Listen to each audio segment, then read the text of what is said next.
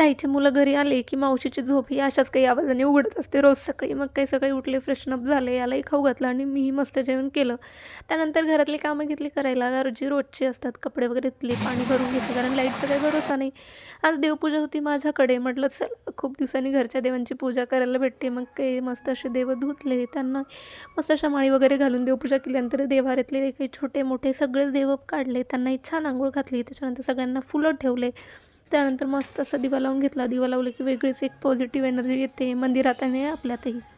दिवा लावला, धूप लावला की मस्त असं घंटाचा गजर केला. नंतर छान दर्शन केलं आणि शेवटी लूक असं काही माझ्या छोट्या मंदिराचं वाटत होतं. शॉर्ट बट स्वीट अशी पूजा आणि छान असं मंदिर. मग काय थंडी खूप वाजत होती. मग संध्याकाळचे भांडे छोट्या बहिणीकडून घासून घेतले. माझ्या मावशीची मुलगी आली होती आणि दिवसाचा शेवट हा मस्त याच्यासोबत बोलून, खेळून याला मांडीवर बसून केला. चला बाय, सबस्क्राईब करा.